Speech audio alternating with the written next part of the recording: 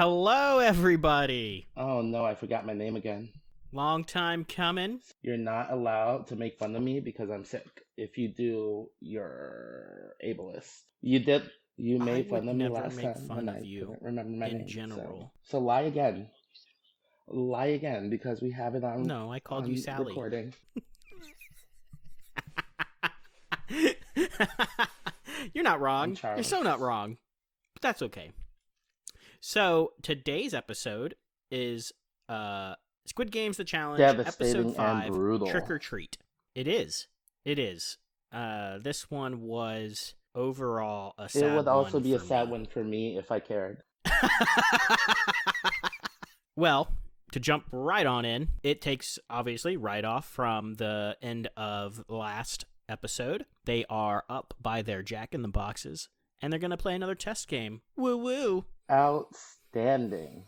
I do think the rewards versus consequences are actually pretty cool in this, but they literally all volunteered themselves up there, and in that regard, I'm like, why would you put yourself in the situation to be eliminated or to eliminate? I almost feel like you have a better chance of staying by being one of the few that are in the best way to put it, audience. Yeah, but it's also like maybe they're thinking that well, this is episode 5, right? Yeah. Oh. So my thinking is maybe they think that no one's gonna actually want to be the one that, pulls the trigger. At least that's what I think. So we open up with a bang, and the first jackbox to hit is eliminate 2 players. Now, I know in the last episode, I was like, nobody's gunning after Orange Hair McGee, but he's out. And I was like, haha, serves you right, you little dipstick. And then some guy I don't think we've ever had any inkling of talking to got out. So I wasn't really too upset about that. But I did find the orange-haired guy really funny that he was like, and you're out. I was like, haha, that's what you get. What'd he do? He was a little How? butthead. So he goes up to people and says, oh my god, I'm so scared of getting out. And then he was like, okay, started telling everybody when they were in line in the last episode that he didn't vote for somebody. And then he would tell other people that he did vote. And so people started being like, why is he telling people one thing and other people another? This is not a good way to play the game. So I was like, that is how you get out. Now people are going to get you out because you're being a dum-dum. Everyone needs a little bit of drama in their life. He was probably bored. I concur. Red hair is Then someone got a power, but then immediately following was kicked out. So I thought that was, again, pretty freaking funny. Yeah. Like, you go up there to get a power just to be voted out. I don't think anybody's won a power and used it so far, which is also kind of crazy. Okay, so like the power thing, right? Wouldn't it make sense that if you won a power, then shouldn't it start immediately and you can't be eliminated? That would be nice. I would assume that in the next season, if they do another season, they're going to change how advantages work because no one who has gotten one has been allowed to then use it. So they may implement a rule where it says if you have a power, you can do one of 2 things. If you're chosen to be eliminated, you're no longer eliminated and you can eliminate someone in place of you. Or you can use your power to gain an advantage in the next competition. That would be my guess because now they're giving out advantages, and I think 3 people who've gotten them have not been able to use them because they've been eliminated. Yeah, you're right. And it also, surprisingly, despite the ratings of the show, has been greenlit for season 2. Oh, wow. What do you think? I know this is off topic, but do you think season 2 will not air until season 2 of Squid Games airs? They're gonna air it after season 2 because they're gonna want to keep the Squid Game train rolling. Makes sense to me. We're not reviewing season 2. So anyway, we're not going to review. There it is, folks. We have decided amongst one of us that we are not reviewing season 2 of Squid Games The Challenge. This will be the first series that we don't review again, apparently. But little does he know, I can always do solo potting. And you just may have to hear my beautiful voice. If you want to do it on your own, by all means, you can. You just don't like live, is that it? Or you just didn't like Squid? You just didn't like this show? I've said it before, and I'll probably bring it up here now, even though as devastating as this episode was, It's like Squid Games gave you like stakes, like actual consequences and shit. This game is like you don't win money and you go back to the life you had. Right. Makes sense. I wonder if they have any implementations like other games where the farther you make it, the you do actually get rewarded some monetary value. Just like with other games, if you make it to jury on Big Brother, you make money for each level that you make it to. Survivor, if you're in like the top 10, you start making money if you make it to their jury house, or I forget what it's called on Survivor. But various other live shows, reality shows, have other monetary values attached to them. Yeah, well, we'll have to see when we get to the other episodes. Maybe there is. So 229 gets a couple other people out. I had some sadness in my throat on this one when she took out 232 because I was Oh, like, yeah. and not just me, but Charles and I were like, he's the mole. There's no way he's gonna get out, right? Like, it's not gonna happen. But he could still be a mole, just like in Squid Games. Even though the mole got out, he wasn't That's done yet. true. So Rick could come back in with some guns a-blazing. But what happened next was also sad, because I was like, you're really gonna get out his friend too? Are you serious? You should have aimed for somebody else that had a partner, in my opinion. Not take out both people, because then the one person already didn't have anybody to piggyback with at that point. I get what she was thinking. But here's the thing, because this is also kind of a popularity contest. You don't want to be the one that took out the popular kid and now everyone has placed a target on your back. Okay.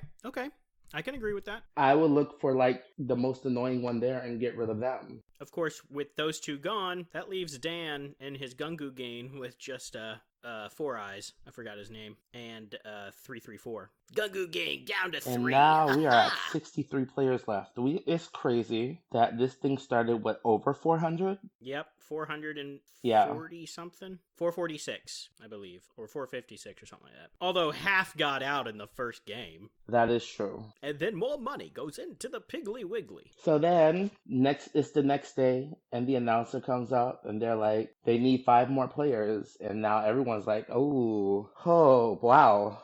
We don't want to do this. Because, they just watched how many people got eliminated the day before? 6 people got eliminated the day before. And now they need 5 more people. I would not be volunteering. Absolutely not. Then it's a lot of just social gaming, which we're not really going to cover. It's a ton of that. Eventually, people get pulled aside, a group of 5 or 6, and they make some juice and stuff. Oh yeah, they're doing chores. And they get through it, but just before the end of it, the ding dong comes on and they're like, you may now leave. And they're like, oh no, did we pass or not? Oh no. And I'm like, haha. The one thing I will mention out of this social, because I don't think they've brought her up in other episodes as of yet, is the deaf woman. They have not. Deaf representation is fantastic, and I love seeing it when I can. Especially in a survival game situation like this. Yeah, I agree. That definitely makes things a little bit more harsh. So the crew that went in to make stuff exit, and eventually the circle squares come out. That's what we call them, the circle squares. And they let the entire the players know that they won, and because of them, they now are going to have a picnic. They get to enjoy a treat, and it's a picnic. Yay! And they all start lining up together, and I'm like, yay, they're finally gonna have... And I'm like, wait a minute. Oh, no. No, wait, hold on. Don't do it, guys. Please don't. Oh, God, this is a trick. It's a treat. Okay, I forget. Did they have to do this, or was this optional? This was a have to, because it was a test for them to make the stuff. I mean, I guess they could have refused, but I doubt they were allowed to do that, because the one guy got lucky, and we'll talk about that in a second. Okay, because everyone grouped up with their friends, right? And so mom and son, just the way that the camera angles are anyways, looks like they were the very first team to see that there were marbles underneath. Yeah. And they knew immediately what that meant, which was they were going to be facing each other. And that means everybody who partnered up is facing each other. And then other teams started finding out, and I was like, oh, this is gonna be heartbreak because they didn't realize what was gonna happen, Oh, obviously. yeah. And in the future, maybe they won't. In recurring seasons, players will probably be more hesitant joining up with people that they trust because they don't want to get them out. Right. So I feel like season 2 onward is going to be so different competitively compared to this first season. And then the solo guy, of course, gets super lucky. And because he doesn't have a partner, he is an auto winner. So he moves on to the next one regardless. So I thought that was really crazy as well, that these people have to face each other that they like, but the guy just being solo gets his entire treat and doesn't have to play. It's almost like having an advantage being solo.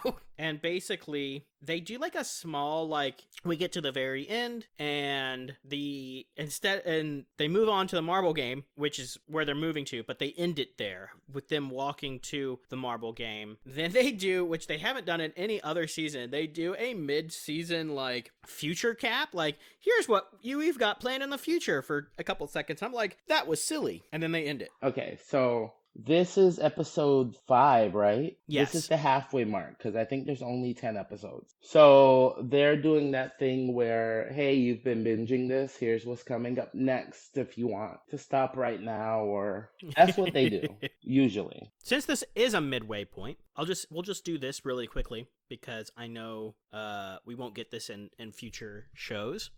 But because it's a mid-season, what are your overall thoughts on this show before in 5 episodes we give it a rating? With these first 5 episodes, like, pass, never watch again? Certainly for me, it's never watch again. It's like it's not something I would put on in the background, you know?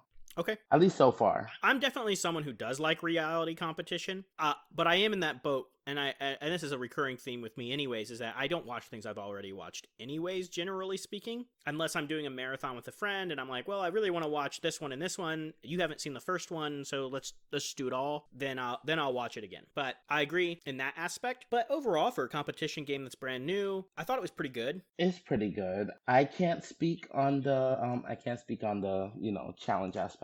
Again, the only challenge thing I really watch is RuPaul's Drag Race. Okay. We should cover a season of that. Oh, absolutely. So that should be something we do in the future as well. All right, guys. Well, that was episode 5 of Squid Games The Challenge. And we will see you on the next one. Bye. Later!